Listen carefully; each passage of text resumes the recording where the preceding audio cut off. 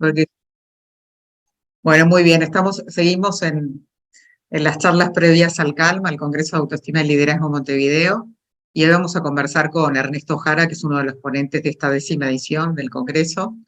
Bueno, Ernesto ya estuvo en el Congreso, ¿te acordás del 2020 cuando lo hicimos online? Y ya hizo una charla que emocionó a todos en ese momento. Y este año va más, porque como siempre les digo a los ponentes, la gente resonante, los referentes, eh, las ediciones cambian todos los años los temas y cambiamos los ponentes, pero hay ponentes como Ernesto y como Alejandro de Barbieri, como Silvio Raiz, como Carlos Servián, que son tendientes a repetir su ponencia en el Congreso, que se los vuelve a invitar, porque nosotros en este Congreso, además de buscar referentes en desarrollo personal y en management, buscamos también buenas personas. Y justo Ernesto Jara reúne esas condiciones de ser un ponente que se vuelve a invitar porque mostró ser buen compañero, cooperar, bueno, todas las virtudes que tiene un buen líder, ¿no? Les cuento un poquito de Ernesto. Es comunicador social, es docente y ha sido director y gerente en varias multinacionales en Uruguay y también en el exterior, y entre ellas AP Moller Maersk, lo pronuncio bien, Queller Nagel y, bueno, Panalpina World Transport, y actualmente es gerente general de DSB World Transport Uruguay. A la vez, estudiaste coaching también, Ernesto, ¿no? También sos coach ontológico. Bueno, yo siempre digo que a los líderes les viene bárbaro estudiar coaching porque la verdad que es súper útil, ¿no? Para llevar equipos, el lado del coaching. Bienvenido, Santiago, que te conectaste acá. De repente somos pocos acá y después lo vamos a colgar, pero está bueno los que están porque le pueden hacer preguntas a Ernesto, que esa es la idea, ¿no? Bueno, tenemos un temazo este año, Ernesto, pero a mí me gustaría, a ver, ¿podemos adelantar un poquito, contarle a la gente que nos tuvo en el pasado congreso lo que fue tu charla, que fue muy movilizante, que sé que la vas haciendo en distintas empresas, y vas contando un poquito de tu historia de vida, ¿no? Lo que te pasó en una circunstancia de juventud, donde tú tuviste que hacer uso de la resiliencia, ¿no? Esa capacidad para superar una situación traumática, ¿no? Yo creo que, a ver, has salido airoso de eso, ¿no? ¿Qué te parece, Ernesto? Sí, bueno, muchas cosas, Leti. Primero que nada, agradecerte a vos la invitación a participar nuevamente en el CALM, esta vez en el 10º. Yo estuve en la edición 2020, que fue el 7º, y en realidad esta es como una especie de cuenta pendiente, porque allá en el 2020, cuando lo íbamos a hacer, saltó la pandemia y lo tuvimos que hacer online, que obviamente trajo otros beneficios, como que hubieron más participantes y más gente del exterior, pero bueno, perdimos la posibilidad aquella de hacer la instancia que habitualmente se hace, que es en vivo.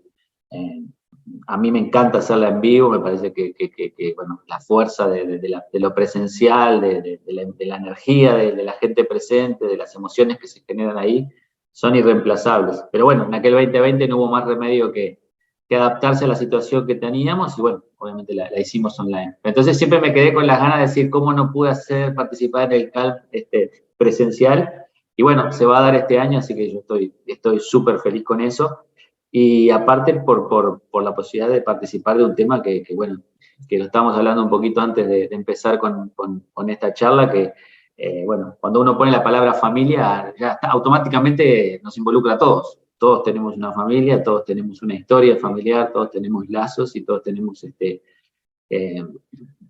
alguna manera la marca de nuestra familia, de lo que ha sido el pasado y lo que es actualmente el presente. Así que bueno, un tema que, viste que a veces se organizan congresos o eventos o cosas que están con foco en algún tema específico, que puede ser más técnico o más específico de alguna rama, pero acá cuando hablamos de familia no hay quien se quede fuera.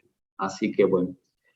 Como me preguntabas, sí, bueno, yo tengo estas ¿Cómo charlas que... describirías a tu familia? ¿Cómo la describirías? ¿Cómo la describiría? Y la describiría como, de alguna manera, no sé si la palabra es superviviente o, bueno, resiliencia es un poco el paraguas que cubre un poco la temática que yo toco, pero bueno, básicamente es esa, es la posibilidad encontrar obstáculos y seguir adelante, ¿no? Somos por suerte, una familia que ha encontrado siempre la manera de ponernos de pie, y también estamos bastante orgullosos de decir de que lo hemos hecho como familia, como grupo y como equipo, porque a veces puede pasar, y nos pasa a todos, hemos tenido situaciones donde a veces no todos en la familia que enfrentan diferentes situaciones pueden solucionarlo. ¿Cuántas familias hay donde quizás hay algún integrante que tropieza y le cuesta salir adelante, o incluso no encuentra la salida? Entonces, nosotros de alguna manera lo que nos hace sentir más orgullosos es que los caminos que hemos encontrado para salir adelante han sido de la mano. Cuando digo de la mano, y un poco quizás para los que no conocen un poco la historia, yo hablo en este caso de mi familia, que obviamente está, como todas las familias, muy ramificadas, pero lo focalizo un poco en lo que somos mis hermanos. O sea, yo tengo 2 hermanas mujeres y un hermano varón. Yo soy el mayor de los 4. Y bueno, un poco las charlas que doy sobre resiliencia anclan un poco en el camino que hemos recorrido nosotros 4 para salir de una situación muy particular que fue el suicidio de mis padres cuando nosotros éramos muy jóvenes, ¿no? Yo tenía 22 años, mis hermanas eran adolescentes y mi hermano, que es el más chico de todos, tenía 4 años. O sea, entre mi hermano y yo hay 18 años de diferencia. Entonces, a partir de esa historia, yo desarrollo una charla donde comparto un poco cómo fue el camino, yo digo sobre todo de aprendizaje. La idea de esta charla es compartir de alguna manera los desafíos que se nos pusieron en el camino y qué cosas aprendimos en base a eso. Qué cosas yo intenté entender de la historia de mis padres para poder comprenderlos a ellos, para poder sanar mis heridas, para también un poco, para perdonarlos, en el sentido de entender de que lo que pasó no fue un acto de egoísmo, sino fue un acto de incapacidad, de problemas y de situaciones que los superaron a ellos mismos, que no lo pudieron manejar.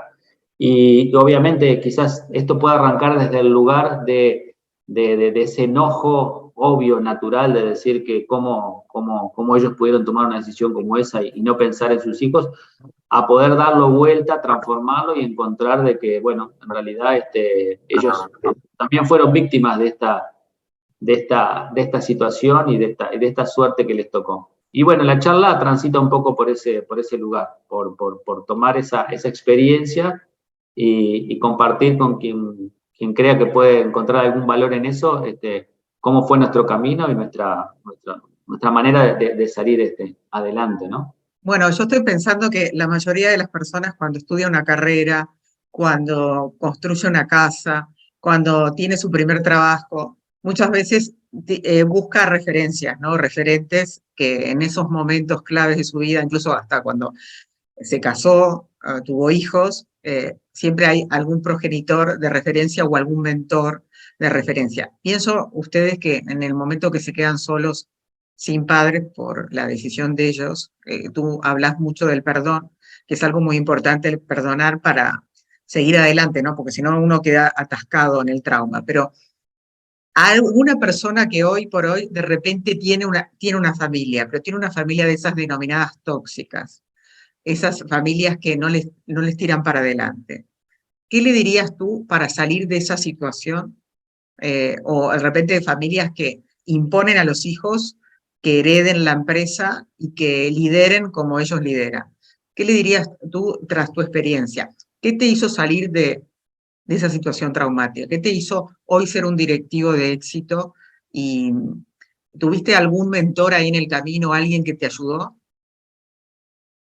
No tuve a alguien así de manera directa que diga, bueno, me anclé a alguna persona en particular. Sí, por suerte me rodearon algunas personas valiosas, pero una cosa que pasó, que a veces las personas me preguntan, obviamente, ante esta situación y el fallecimiento de mis padres, ¿qué otros soportes había? Si había soportes familiares, habían tíos, si habían abuelos. Nosotros éramos una familia muy desmantelada, así que lamentablemente no había nadie. Quizás si hubieran habido otros apoyos afectivos, emocionales, ni siquiera hubiésemos llegado a esta situación, pero no lo hubo, así que básicamente estábamos solos. Para ¿Tu mí, padre en qué trabajaba, Ernesto? mi padre era mecánico, y mi madre ama de casa. Éramos una familia de trabajo, o sea, de vivir básicamente al día. Eh, Veníamos, ya te digo, una familia de trabajo, somos todos formados en la educación pública, o sea, no había una situación ni económica buena, y bueno, y obviamente afectiva y familiar tampoco, tampoco una situación buena, si no, no hubiese terminado de esa manera. Así que en realidad el combo era bastante negativo, digamos, por ese lado. Eh, pero bueno, yo siempre digo lo mismo, o sea, para mí mis padres fueron dos personas maravillosas con un peso sobre sus hombros mucho más grande que el que podían sobrellevar y cargar. Pero dentro de toda esa negatividad, obviamente, hubo, y ahí está un poco el legado familiar positivo, un, un, una enseñanza con referencia a lo que era salir adelante, la unión familiar, el estar el uno para el otro, que después permeó hacia mis hermanos y a mí y nos permitió un poco recorrer este camino que ha sido, ya te digo, como de superación. Como decías tú un poco, es muy difícil, yo siempre digo en las charlas que mis charlas jamás son pensadas desde el lugar de dar un consejo, sino simplemente de compartir una vivencia y que quizás alguien pueda tomar de allí alguna cosa como para intentar mejorar cualquier situación que esté viviendo. Yo intenté de este camino sobre todo aprender. Yo soy como muy convencido de que cada día construye el siguiente y que de alguna manera lo que hagamos hoy, lo que aprendamos hoy, si lo aplicamos mañana, tiene un efecto positivo. Y un poco en esta vida cotidiana que tenemos hoy tan apresurada, tan loca, tan tecnológica, de que todo parece que pasa de hoy para mañana, que todo es instantáneo, yo siempre rescato un poco el valor del tiempo y el esfuerzo. Me parece que las cosas realmente importantes en la vida se consiguen y se siguen consiguiendo a pesar de la velocidad de estos tiempos, se siguen consiguiendo en base a esos dos pilares, ¿no? El tiempo y el esfuerzo. Las cosas cuando se hacen de largo plazo, yo siempre digo que las cosas realmente importantes, como formar una familia, como hacer una carrera profesional, como hacer una carrera de estudio, como conseguir cosas realmente relevantes, no son cosas que pasan de la noche a la mañana. Y entonces, en la medida que podamos amigarnos con ese concepto de que si con tiempo y esfuerzo, a pesar de que en el camino vayamos teniendo tropezones, a la larga las cosas deberían encaminarse para donde nosotros queremos que vaya. Y en ese camino que nosotros recorrimos, y con lo que tú me preguntabas de qué poder decirle quizás a algunas familias que están, como todas las familias, ¿no? Están pasando por algunas vicisitudes o con algunas dificultades, no hay una respuesta para cada uno, porque cada uno es diferente, pero yo siempre me quedé de alguna manera creo que la mayor enseñanza que tuve de todo esto tiene que ver con manejar la comunicación. Y cuando hablo de comunicación, hablo de expresar lo que nos pasa, nuestros sentimientos, nuestras emociones. Muchas veces creo que vivimos obviamente adentro de nuestra cabeza, cada uno dentro de su cabeza tiene un mundo que la mayoría de las otras personas no lo conocen. Mis padres se fueron con muchas cosas por decir, con muchos dolores por descargar, con muchos temas por resolver. Y yo creo que cuando uno tiene la posibilidad o la capacidad de expresar lo que le pasa, de compartir lo que le pasa, y sobre todo con las personas que están más cercanas a uno, con las que son más queridas, obviamente nuestra familia en primer lugar, eso nos allana muchos caminos, porque a veces uno se pone a pensar y muchos de los dolores que nos aquejan cotidianamente tienen que ver con eso, con conflictos, con dolores, con cosas no resueltas que tenemos con las personas que están más cercanas a nosotros. A veces me pasa a mí que en estas charlas, o en trabajos, o en talleres, o en coaching que hago, muchas veces todo termina de alguna manera en situaciones como, por ejemplo, bueno, hace un año que discutí con mi padre, o con mi madre, o con mi hermano, y no me hablo, y tengo un tema pendiente. Entonces yo siempre digo de que tenemos que animarnos a transitar ese camino que muchas veces es muy liberador, es muy sanador, y que no es fácil. Yo reconozco que no es fácil. Si no, sería muy sencillo por ahí llamar a uno y decir, bueno, resolvamos esto. A veces uno carga con eso porque simplemente no tiene las herramientas o no sabe cómo resolverlo. Bueno, Yo pero siempre esto, digo, ahí me interesa esto que estás diciendo, ¿no? De gente que tiene problemas de repente con algún hermano, con algún padre, con alguna madre, problemas de comunicación, ¿no? Estas distorsiones en la comunicación. Después de ese evento, ¿tú te hiciste fuerte en el sentido de que con tus hermanos comunicas todo, hablan todo y tratan de no tener esas distorsiones en la comunicación? ¿Han cuidado eso? Tú decís, mis padres se fueron con mucho para decir. ¿Tú cuidás eso que decirles todos a tus hermanos aún lo bueno y lo malo? Lo cuido, lo cuidamos, sigue siendo igual un trabajo difícil y de todos los días, porque viste que muchas veces cuando siempre las cosas importantes que uno tiene para decir están teñidas de nuestra subjetividad, de nuestras emociones, y muchas veces, a veces uno tiene algo para decir y no es el momento indicado porque está en un momento de enojo, porque está en un momento de rabia, porque está dolorido por alguna situación. Entonces creo que también el aprendizaje tiene que ver con poder manejar esas situaciones y entender que las conversaciones siempre tienen que venir desde el lugar de construcción. Si es que obviamente nos interesa a la otra persona, si es una conversación con alguien pasajero que no es relevante o que es un enojo que no va a llegar a ningún lugar, no vale la pena el esfuerzo allí. Pero si es alguien que forma parte de nuestra vida, que es realmente importante para nosotros, obviamente siempre esas conversaciones tienen que ser de construcción. Muchas veces tiene que ser simplemente de comunicar al otro lo que nos está pasando, porque la mayoría de las veces los demás no lo saben. Yo siempre trato de que todos pensemos de que la visión que tenemos del mundo es nuestra y cada uno lo está mirando con sus propios lentes y no tiene ni idea, el otro no tiene ni idea realmente, yo no tengo ni idea realmente cómo las cosas los están afectando a otros. ¿Cuántas veces nos ha pasado de quizás preguntarle a dos hermanos cómo ha sido la vida en su casa y un hermano dice, no, el bravo era papá y el otro dice, el bravo era mamá y dice, pues si teníamos los mismos padres y en realidad Bueno, básicamente... de hecho, Ernesto, esto pasa mucho en casos, y lo debe saber la gente si alguna vez tuvo un caso cercano, los psicólogos lo sabemos de la experiencia clínica. En casos de violencia en una misma familia, muchas veces el que denuncia la violencia, siempre es un hermano o una madre, no sé qué, es visto como la oveja negra en un momento de la familia, porque la familia crea sus propios, lo que está diciendo Ernesto, de acuerdo a las gafas que lo mires, hay personas que para determinar, el progenitor violento para uno es violento y para otro es autoritario. ¿Entiendes? Entonces, esto Ah, hace que cada uno lo vea distinto. Decime de tus padres, ¿qué pensás qué valores heredaste de tu madre, conociendo, acordándote de cómo era ella, y de tu padre? ¿Qué valores familiares pensás que heredaste, que tenés de ellos, que te sentís como identificado? y, a ver, heredé, obviamente, valores que también de alguna manera los tomé y de alguna manera como que los moldeé un poco a mi realidad y a mi necesidad. Por ejemplo, mi padre era una persona que apuntaba mucho a la excelencia, a la exigencia. Eso puede ser una moneda de dos caras. Si la exigencia es extrema, muchas veces puede convertirse en una frustración porque, bueno, si uno entra a caminar el camino de la búsqueda de la perfección, la que sabemos que no existe, siempre te pone en un estado digamos, de insatisfacción, porque obviamente nunca vas a lograr ese objetivo de perfección que no existe.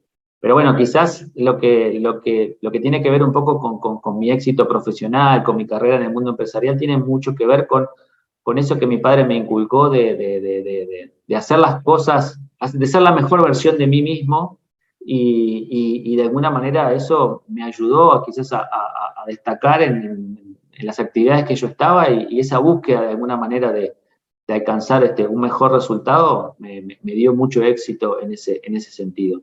De mi madre tengo quizás la constancia, la empatía, esas cosas que son un poco más, llamémosle soft, o esa cosa más de cariño de madre, de mirar a veces el mundo un poco más, con un poco más no sé cómo decir la palabra, sí, empatía o ser un poco más humano en ese aspecto, ¿no? Y de ambos, que creo que es algo que me llegó a mí, nos llegó a mis hermanos también, fue ese concepto de unión, ¿no? En casa había una frase que en un momento nos hacía un poco de ruido y también creo que en a la adolescencia nos enojaba un poco, que era todo es de todos en esta casa, ¿no? Entonces, obviamente, cuando uno es adolescente y tiene un par de zapatos que le gustan mucho, no quiere que sea de todos, no quiere que los hermanos se lo saquen. Pero imprimí aquella cosa de que, bueno, esto que está acá arriba de la mesa puede tener un dueño, pero de alguna manera, si el otro lo necesita, eso que está ahí está disponible para el otro. Y eso creo que nos infundió un sentido bueno, cuando vos necesites algo, contá conmigo y viceversa, y fue un poco lo que nos ayudó también en este camino de salir de la mano. Porque para nosotros lo más importante, y eso es un poco lo que apunto yo, es que somos cuatro muy diferentes, 2 mujeres, 2 hombres, edades muy diferentes, como le decía, mi hermano chico tiene 18 años menos que yo, o sea que otra generación, otra cabeza, y para nosotros lo más importante fue que pudimos salir los 4. No fue una cosa que diga, bueno, yo pude salir adelante, hice mi vida, porque de alguna manera yo no considero que hubiera podido salir adelante si alguno de nosotros se hubiese quedado en el camino. Que quizás no lo hubiese podido evitar, porque la individualidad de cada uno es de cada uno y quizás alguno de nosotros por cualquier razón no hubiese podido llevar la situación adelante y hubiese quedado en el camino, por llamarlo de alguna manera, que hubiese tenido otros problemas, una vida más complicada, quizás con adicciones, hasta mismo con otro suicidio en la familia. O sea que, digo, hay una parte donde cada uno obviamente es el arquitecto de ese éxito, pero a su vez como grupo nos identificamos como diciendo, bueno, cada uno de nosotros sabe cuándo flaqueó y vino otro, alguno de los 4 que en ese momento estaba más fuerte y le puso el hombro para levantarlo y seguir. Entonces eso para nosotros es como el gran orgullo y en el caso mío, porque me parece que también el camino nos lleva a esos lugares, hoy en día para mí es como que la gran satisfacción es esta posibilidad de transformar esa historia en esta actividad o en este mensaje, ¿no? Porque para mí, desde un punto de vista, vos que sos psicóloga, también un punto de vista psicológico, también es como un paso más en mi camino de sanación, poder decir, poder hablar, poder contar, poder compartir, y de alguna manera la posibilidad de transformar algo que es muy oscuro, una historia que viene desde el lugar de la muerte, de la oscuridad que significa eso, en algo más luminoso que es compartir un mensaje de vida y decir, bueno, hay circunstancias que a veces pueden ser muy difíciles, pero tenemos que apostar a poder salir de ellas. Y hoy poder compartirlo para mí es como un paso más. Yo en algún momento obviamente me sentía muy satisfecho con haber podido reconstruir mi vida. Hoy yo tengo una hija, un hijo, tengo una vida en la cual estoy como muy, muy satisfecho. Pero esto de que la charla pareciera decir, bueno, yo me voy a animar, porque obviamente no fue una cosa que pasó de la noche a la mañana, ni fue un proceso fácil, pero esta cosa de decir, bueno, yo me voy a animar a compartirlo, me voy a animar a contar esto, me voy a animar a decirle a otros que sin poner una especie como de medida de si esto fue peor o mejor o más difícil, digo, esta es mi historia que sé que tiene sus particularidades y sus dificultades y puedo compartirles de que de alguna manera nosotros hemos podido salir. Y bueno, y que eso si ayuda de alguna manera a otros a decir, bueno, mirá cómo esta persona pasó por esto y pudo, quizás yo hoy estoy pasando por una determinada situación y también puedo encontrar la salida. Entonces, para mí hoy es como sumamente satisfactorio y sumamente valioso, y siempre digo lo mismo, ¿no? En estas charlas y en estos encuentros, y que me ha llevado, por ejemplo, a encontrarme con personas como vos, Leti, que no nos conocíamos, y al final esa cosa donde vuelvo al punto de que cada día suma, ¿no? Y que lo que haces hoy te refleja mañana y empezás a conectar y empezás quizás como se habla a veces de los círculos virtuosos, ¿no? Empieza a girar en positivo y te lleva a conocer gente positiva y a situaciones interesantes y hacer que la vida sea un poco eso, cada día un poco más rica, Bueno, más interesante. en esto que tuviste una tragedia, ¿no? Y una situación, un evento considerado traumático. La gente que te escucha de decir, ah, qué bueno, pero también Ernesto es una persona con suerte, le salió un buen trabajo, conoció una mujer bárbara, tuvo 2 hijos, tuvo suerte. ¿Tuviste suerte o la construiste la suerte? A ver cómo le puedes decir eso. Y la otra cosa que quiero que contestes, porque a la gente que va a escuchar la charla, capaz que tuvo un evento traumático, le está costando salir y piensa que el trauma dura toda la vida. ¿Dura toda la vida el trauma? No, a ver, varios puntos ahí. Sí. El dolor existe y obviamente yo, por más que haya podido superar ciertas situaciones, obviamente desde hace muchos años que en fechas claves como puede ser un día del padre, un día de la madre, las fiestas, el cumpleaños, situaciones, la ausencia se siente. Eso queda, es parte de lo que uno tiene que aprender a vivir con eso. Yo no lo puedo negar o evitar. Lo que sí lo puedo trascender y comprender que, bueno, buscar mi apoyo y mi vida en otros lugares, como puede ser en este caso la familia que formé, mis hijos. Pero bueno, nada, eso es parte un poco, pero creo que ahí hay un trabajo donde uno no puede claudicar y decir, bueno, esto se va a solucionar solo. Por eso hablo de la comunicación. Para mí fue fundamental hacer el duelo, trascender, vivir ese dolor, poder sacarlo del cuerpo y poder comprender. Yo tengo 25 años de terapia. Me considero un buscador del bienestar y siempre que aparece algo que yo siento que me va a hacer bien, allá voy yo. Sin preguntar mucho, quiero ir a explorar. Entonces he pasado por todo tipo de corrientes, conductismo, psicoanálisis, Gestalt. O sea, yo iba un tiempo y trataba de ir a exprimir todo lo que podía sacar, decir qué hay de bueno para mí, cómo puedo. Y he tenido como esas cosas de momentos donde iba y decía, ¿para qué voy? Estoy tirando mi dinero, mi tiempo, y siempre iba y de alguna manera me llevaba algo. Hasta que en un momento sentía, bueno, acá saqué todo más lo que podía sacar y parecía, no, voy a probar otra cosa. No era aquella cosa que decía, bueno, en cuanto me pueda ir, no vaya más al psicólogo, dejo. No, yo era como decía, si yo vengo acá y me hace sentir bien, o si yo pienso de que para estar bien físicamente puedo ir 3 veces por semana al gimnasio, ¿cómo no voy a poder venir una vez por semana a sentarme acá, a conversar y ver qué me pasa dentro mío? Entonces, siempre he sido un buscador de ese bienestar, de mirarme, de entenderme, de aprender a quererme, pero ha sido un trabajo, o sea, no ha sido una cosa que ha nacido sola. Y después con referencia a la suerte, justamente el otro día estábamos charlando con unos amigos donde nos pusimos a hablar y salió ese tema donde decíamos, si la situación en la que estábamos parados hoy, nuestro presente, lo que habíamos construido, ¿cuánto de eso tenía que ver con nuestra capacidad, con nuestro esfuerzo, con, no sé, con nuestro mérito, y cuánto de eso tenía que ver con la suerte? Y ahí obviamente nos pusimos a filosofar largo y tendido, y yo a veces pensaba de que quizás la madre de todas las suertes tiene que ver con esa cosa que no sé de dónde vendrá, cada uno tendrá sus creencias, que hace que aparezcamos en este mundo en un determinado momento y lugar, ¿no? O sea, cómo que nacimos aquí en este tiempo, en este lugar, en este país, en este barrio, en esta casa, en esta familia.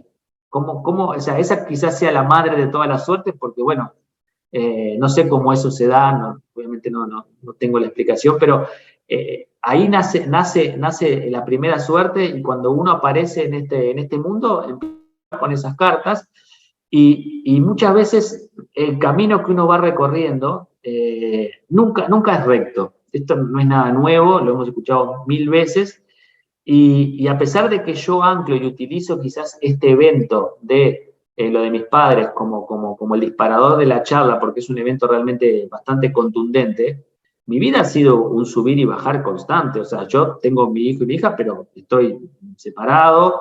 En un momento tuve una situación económica donde yo consideraba que ya había como, aún siendo muy joven, había conseguido alcanzar como una tranquilidad económica y me metí en un par de negocios donde me fundí absolutamente. O sea que quizás yo hablo de lo de mis padres, pero después he tenido, como todos, tenemos 1.000.000 de situaciones donde la vida ha subido y ha bajado y en cada una de esas situaciones uno tiene como que ir cambiando. Pero de ahí yo creo un poco, otra pregunta que me hacen muchas veces, si uno nace resiliente o si se puede formar, si puede. Yo creo que es una gimnasia, creo que es una práctica. Yo creo que a veces es como, viste, como el cuento de los 3 chanchitos, ¿no? Tu casita interior, tu fuerza, tu estructura, tu capacidad de salir adelante, ¿es esa de paja que viene un vientito y te la tira o es aquella de ladrillo que soporta tempestades? Y bueno, mucho depende de cuánto esfuerzo vos le pongas a eso. O sea, si yo me esfuerzo en eso que te digo, en poner mis emociones afuera, en estar con mis vínculos sanos, en conocerme a mí mismo, en saber dónde están mis fortalezas y mis debilidades, en saber que si yo recorro ese camino me hace mal y si recorro ese otro camino me hace bien y elegir el que me hace bien. Obviamente que cuando vengan las situaciones complejas me agarra mejor parado que si yo no estoy realmente ni siquiera consciente de qué me pasa y por qué me pasa. La pandemia creo que fue un ejemplo que bastante contundente para todos, Y muchas veces tenía que ver con eso un poco. Obviamente, si yo tengo y me levanto todos los días sufriendo la ausencia de alguien que está en vida, pero que, no sé, tuvo una discusión y no he podido sanar eso, yo siempre digo esto: cuando se dan situaciones donde nos apartamos o nos alejamos de gente muy querida, muy importante para nosotros, volver a restablecer ese vínculo, quien se anima a arrimarse, a restablecerlo, es la parte fuerte de la relación. Muchas veces uno dice, no, yo no voy a llamar porque llamar es dar el brazo a torcer. Llamar es decirle al otro, tuvimos una discusión, entonces si yo te llamo a vos te estoy dando la razón.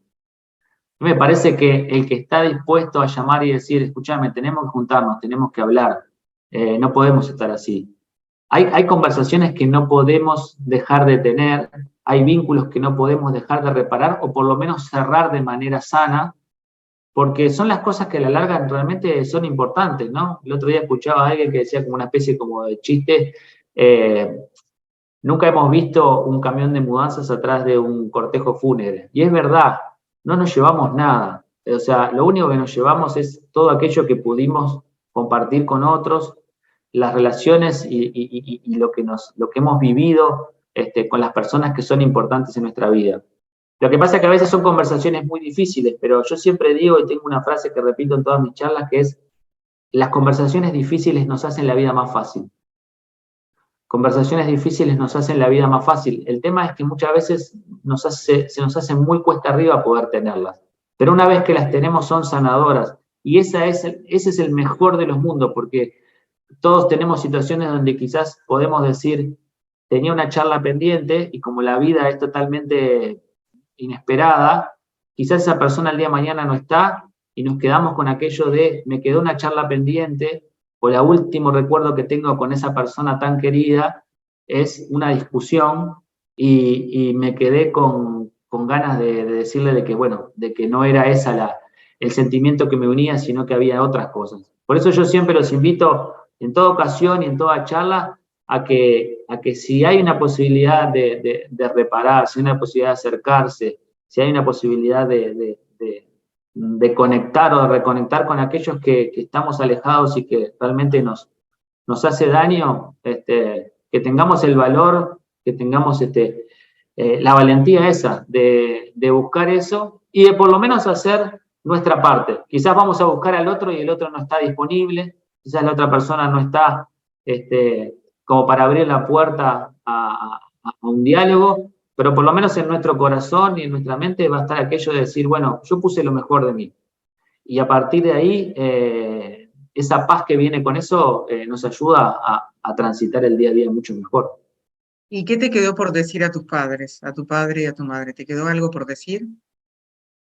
No sé si me quedó algo por decir, éramos muy jóvenes, te imaginás que en aquel momento uno no tiene conciencia, la conciencia que tiene hoy como de adulto y de muchas cosas. Yo creo que yo dije cosas en su momento, pero bueno, en aquella casa, primero que uno es el hijo, no es el padre, y ahí los roles están muy claros.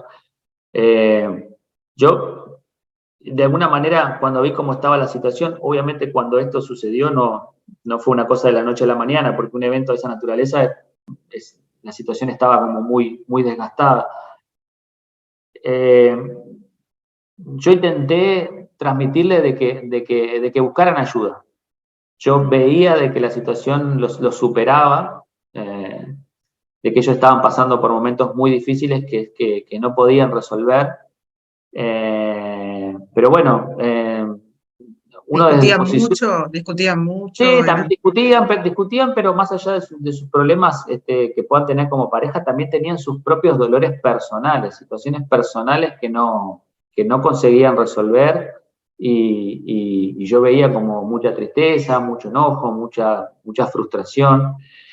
Pero lo que pasa en esos casos es que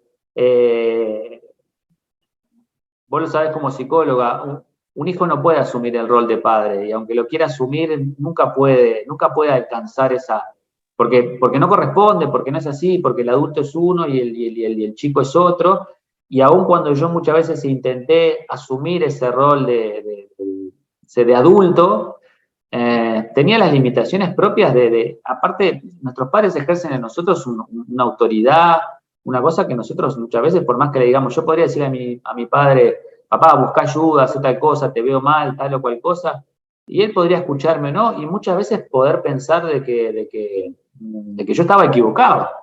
Entonces, yo creo que desde el lugar que me tocó ocupar, con la edad que tenía y en la situación en la que estábamos, yo hice todo. Y muchas veces, que también pasa cuando hay situaciones donde quizás nos preguntamos, ¿podría haber hecho algo más? ¿Podría haber, no sé, aportado algo más? Yo creo que parte de la paz que tengo es que creo que en esa situación yo puse todo lo que estaba a mi alcance y muchas cosas no podía hacerlas porque realmente me superaban. O sea, yo estaba saliendo de la adolescencia y bueno, y estaba viviendo una situación que realmente no podía manejar. Pero bueno, a veces las cosas se dan así y yo creo que lo único que nos queda es como mirar para adelante y aprender de eso. A ver, nosotros en el momento que esto sucedió, que para nosotros fue como que nos explotó una bomba, ¿no? En las manos, obviamente quedamos como en el medio de una tierra arrasada. Intentamos buscar algún tipo de certeza para poder seguir, porque estábamos obviamente, nada, ¿Y dónde estaban las certezas? ¿Quién se las da? ¿Dónde? nos habían sacado el piso y en realidad encontramos dos nada más. Una era de que reconocer que el mundo que conocíamos no existía más. Por más que quisiéramos, por más que nos gustara, por más que intentáramos decir, bueno, ¿cómo hacemos para volver atrás? Era imposible. O sea, realmente tuvimos que aferrarnos al concepto de dar vuelta a la página y darnos cuenta que nuestra realidad se había modificado para siempre y de manera definitiva. No había manera de volver atrás. Entonces, primer concepto tenía que ver con eso. Bueno, no nos podemos quedar en la noche de la nostalgia. O sea, sí podemos pensar que lo que teníamos nos gustaba. Obviamente queríamos volver a casa y que ellos estuvieran, pero bueno, eso ya no. Ni siquiera podíamos volver a nuestra casa, que era donde todo sucedió. O sea que eso fue como lo primero. O sea, el mundo que conocíamos no existía más. Y la otra certeza era de que eso que decía al principio, de que un día construye el siguiente y nos dimos cuenta de que la única manera que podíamos alejarnos lo más rápido posible de ese lugar en el que habíamos quedado era si hacíamos y construíamos algo con ese tiempo. Cuando yo digo hacer y construir, muchas veces lo planteo más desde el punto de vista emocional y afectivo que desde el punto de vista físico, porque bueno, no sé, yo podía querer que mi hermano que tenía 4 tuviera 20 al otro día, pero iban a tener que pasar 16 años, eso yo no lo podía resolver. Lo que sí nosotros teníamos claro, ¿Hiciste de padre de tu hermano? ¿Sentís que hiciste de padre? hicimos un poco todo de todo. Fíjate que las chicas eran adolescentes y él tenía 4 y bueno, y la vida cotidiana continuó, o sea, había que ir a la escuela, había que trabajar, había que comer. Nosotros, si no trabajábamos, no comíamos, básicamente. O sea, nosotros teníamos más que nada que nuestro ingreso de todos los días y la vida cotidiana continuó, porque eso es lo otro que pasa, ¿no? Uno no entra en una especie como de lapso donde las cosas se solucionan. O sea, al dolor emocional, afectivo, al abandono, a todo lo tremendo que tiene la situación, de todo lo que te pasa por adentro, después está la cotidiana donde hay que seguir viviendo. Nadie venía a decirte, bueno, acá tienen para comer. Había que resolver esos temas también. Entonces, es como una doble situación, una doble de solucionemos lo diario y a su vez de solucionar lo diario podía ser desde lo más básico que tenía que ser como, no sé, el techo, la comida y que siguieran estudiando y para mí desde el lugar quizás más grande y así en cascada hacia abajo, de que los chicos también mantuvieron una vida lo más normal posible, o sea, todavía quedaba mucho por educar ahí, todavía quedaba mucho por construir, o sea había que dar soporte a muchos niveles, ¿no? O sea, el chico tenía todo por delante por hacer, las chicas adolescentes también, mi hermana, la que me sigue a mí, ya estaba trabajando también, que fue pilar fundamental en esto también, obviamente, pero así todo, o sea, estábamos en edades donde todavía había mucho por construir, ¿no? O sea, estaba todo como muy en borrador. Entonces, para mí, lo otro que te decía, la otra certeza tenía que ver con esa construcción que era la de decir, ¿cómo yo hago para cada día alejarme un poquito más de esto? Yo no sé si a ustedes les ha pasado, pero muchas veces vemos gente que está en una determinada situación, qué sé yo, una ruptura de pareja, y pasa un año y emocionalmente está en el mismo lugar, sufriendo los mismos dolores, extrañando de la misma manera, y de alguna manera uno tiene que recorrer ciertos caminos y ir reconstruyéndose emocionalmente, hacer el duelo, encontrar las respuestas que necesite para poder moverse a ese lugar, porque puede pasar un año o 10 años desde una pérdida de pareja, desde el fallecimiento de alguien querido, lo que sea, y uno pasar 10 años y estar en el mismo lugar emocional que hace 10 años atrás, porque no lo trascendió, porque no creció, porque no encontró los caminos para encontrar las respuestas de por qué lo que sucedió, sucedió, poder darse cuenta que la vida continúa. Entonces hay muchas cosas que muchas veces dependen de que nosotros las construyamos. O sea, nadie nos va a correr de ese lugar emocional si nosotros no hacemos el proceso que necesitamos hacer para poder trascender lo que nos pasó. Nos pasa muchas veces que muchas veces hay personas que ante determinadas situaciones, y no está ni bien ni mal, pero no puede volver a determinados lugares, no puede hablar de ciertos temas, pero es lógico, nos generan dolores. Pero lo importante de eso es que nosotros podamos tomar eso que nos pasó y procesarlo y trascenderlo y vivir ese dolor a un punto de que después podamos manejarlo, que podamos cicatrizarlo, que no vivir con eternas heridas abiertas, que no podamos tocarlas y porque todo el tiempo nos están doliendo. Cicatrices tenemos todos, lo importante es que podamos cerrarlas y podamos volver a mirar hacia adelante con otra expectativa, ¿no? Si no estamos todo el tiempo adoleciendo lo que nos pasó en el pasado. Sí. Y me imagino, ser padre, el hecho de ser padre, ¿sentís que la vida te recompensó? Y bueno, ser padre es algo maravilloso, ¿no? Obviamente lo vivo también con muchísima responsabilidad, en el sentido de que estoy como muy atento a mis hijos, en el sentido de nada, uno pone todo allí. Obviamente la vida me recompensó con hijos sanos, maravillosos. Uno siempre que habla de sus hijos, obviamente se llena de luz. Pero también creo que son un trabajo cotidiano, y yo vuelvo a reiterar eso porque para mí me parecen como conceptos sumamente poderosos y que muchas veces en la educación cotidiana no está, en los colegios no está, que tiene que ver con esa educación emocional, con reconocernos a nosotros ya desde pequeños y enseñarles a ellos de que hay algo dentro de ellos que tiene que ver con su autoestima, que tiene que ver con sus valores, que tiene que ver con ¿cómo es?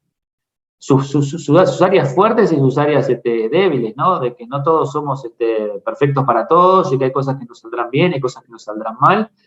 Y en ese camino de ir educándolos también me parece que está el valor de enseñarles a reconocerse. La otra vez hablaba con alguien y me reía mucho porque a veces no sé si es un tema de género o qué, pero a mí me gusta a veces 2x3 pincharlo con el tema de sus emociones, y estábamos cenando y entonces le digo, bueno, a ver, vamos a hablar de las emociones, cuénteme cómo se sienten. Y el varón me dice, no, de las emociones no, me dice. Y la nena le dice a él, pero Matías, es bien fácil, dice, si te sentís feliz, decís que estás feliz, si te sentís triste, decís que estás triste. Entonces, claro, ella es 1 año y medio más grande que él, pero me dio mucha gracia, y muchas veces, como a veces, claro, todos no nos manejamos de la misma manera, y reconocer esas cosas, y reconocer de que, bueno, yo soy bueno para esto, me valorizo por esto, y en este otro aspecto necesito trabajar y mejorar si es que quiero hacerlo. Por eso yo siempre de alguna manera termino como centrándome ahí. Quizás yo vengo de una educación, eso que me decías un poco el legado de mis padres, con un padre bastante estricto, donde fue como muy, muy, muy fuerte en lo académico, y me empujó siempre por ese lado, y quizás donde él falló, y es donde yo quizás hoy pongo más foco, en esa cosa de reconocernos como personas, como seres humanos, en nuestros sentimientos, en nuestra comunicación, en saber que hay un otro al lado que nos está mirando y está recibiendo lo que damos, y lo mismo nos pasa a nosotros con los demás, y que a la larga esa interacción es un poco la que nos lleva por distintos caminos en la vida. Es como uno dice, yo conecto de alguna manera con lo que vibro y creo que si de alguna manera estoy dando cosas positivas, seguramente yo espero por lo menos que me vuelvan cosas positivas y muchas veces la vida se juega en eso, ¿no?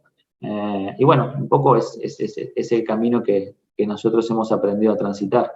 Bueno, nos pasamos de tiempo, pero daba porque estaba contando, estaba tan interesante la charla.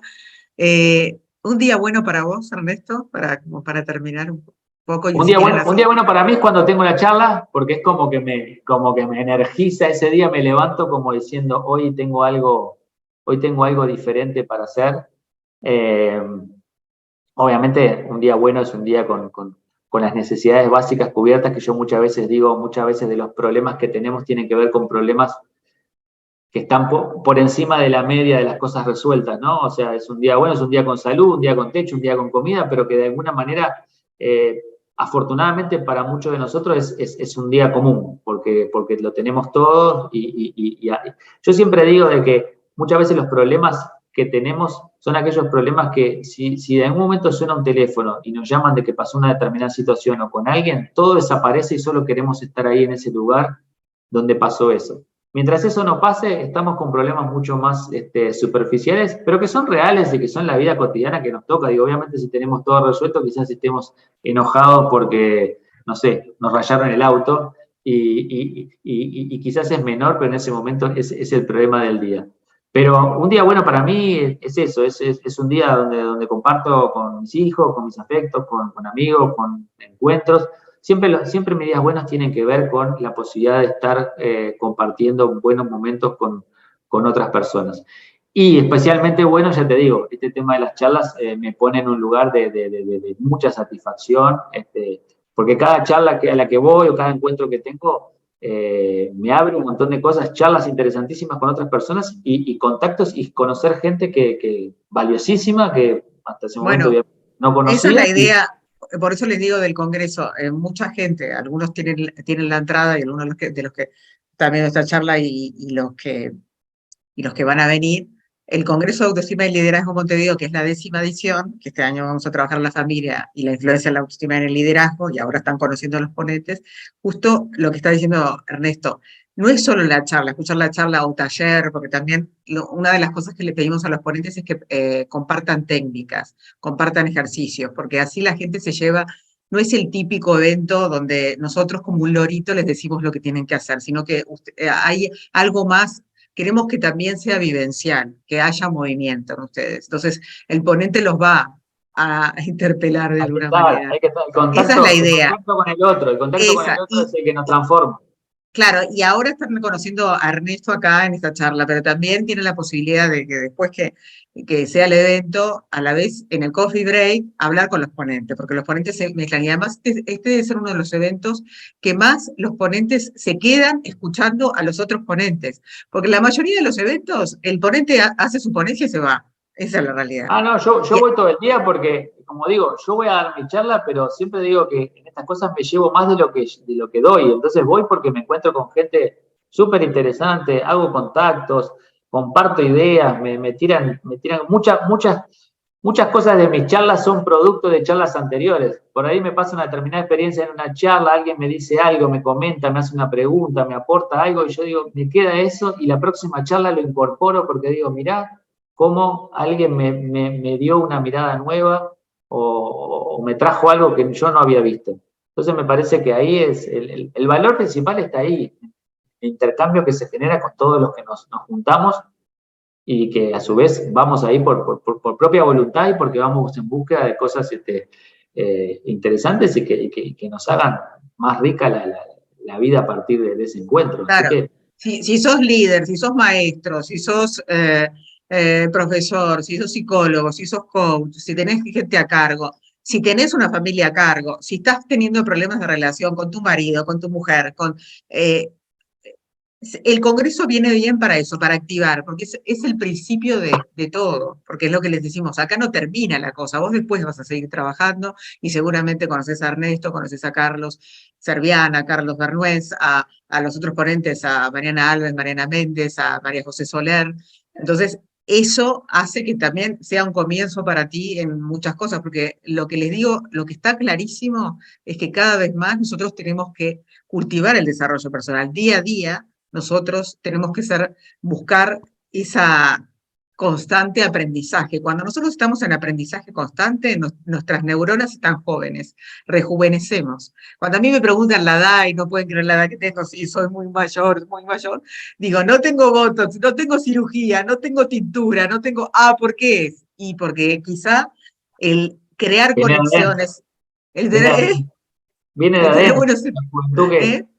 la Es el juventud coaching, digo yo, la viene, psicología. viene de adentro. Pero sí, aparte, yo creo que en eso de que hablábamos, de que muchas veces todos pensamos de que los demás deben saber lo que nos pasa por dentro, cómo nos estamos sintiendo y nadie sabe nada.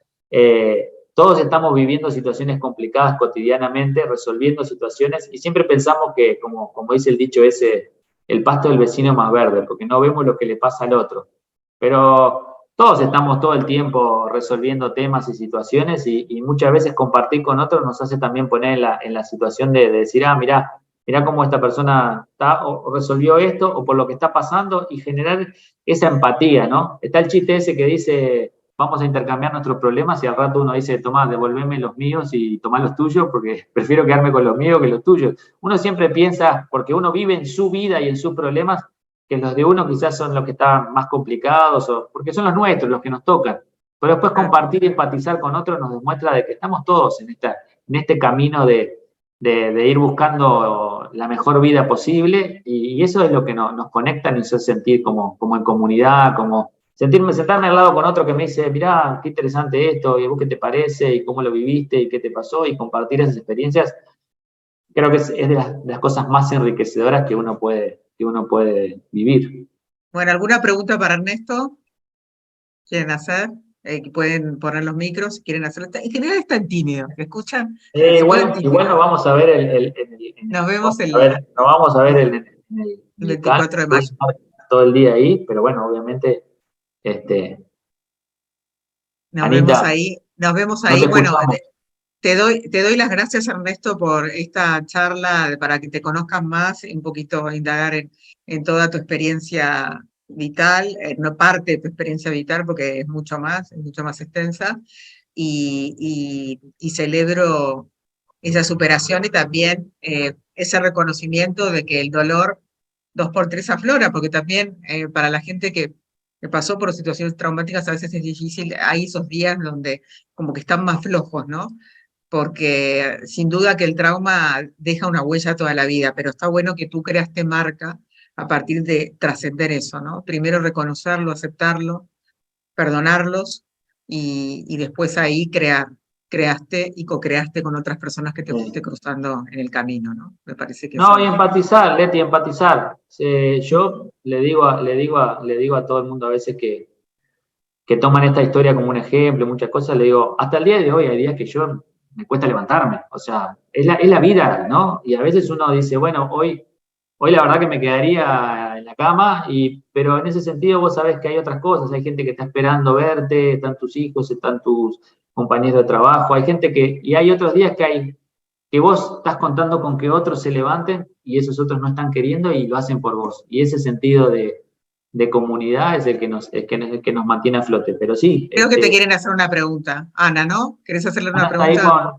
no estamos con problemas de sonido, no la escuchamos. Ana. O quieren hacer un comentario de, No de te escuch recién? Ana, no te escuchamos, Ana. A ver. Ahí, ahí estás. Sí, es raro, porque está con el micro. Sí, te vemos todo bien, Ana, pero no te escuchamos. No te escuchamos. A ver. Te voy a mutear y te voy a desmutear. A ver. Ahí. A ver si te funciona. Ahí. Está con, Está ahí, a ver. Pará. está con el micrófono cerrado. No, porque yo recién probé para que le funcione. Le... A ver, pon el micro, Ana. No, porque recién te cerré, pero te estoy pidiendo que que lo pongas de vuelta para probar a ver si te funcionaba ahí. No, Pon no te el escuchamos, micro. Sandra. No, seguís con el micro cerrado. Ponelo.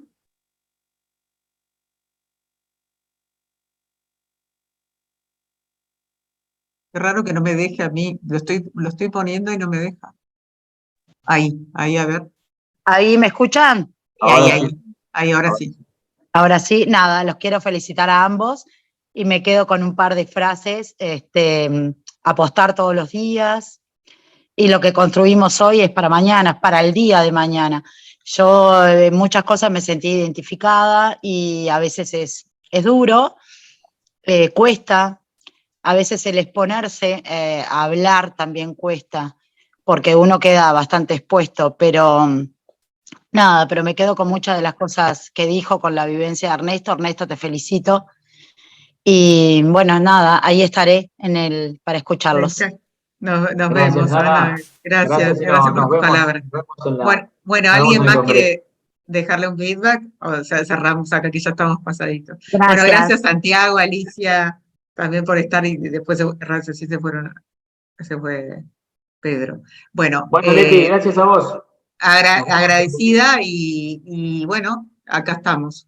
Nos Dale. vemos prontito. Voy a ir cerrando. Muy Los bueno. espero a todos en el Congreso. Que estén. Nos vemos. Muy bueno, muy bueno. Chau, chau. Bueno, Nos chao, Santi. chao. Chao, chao. Gracias.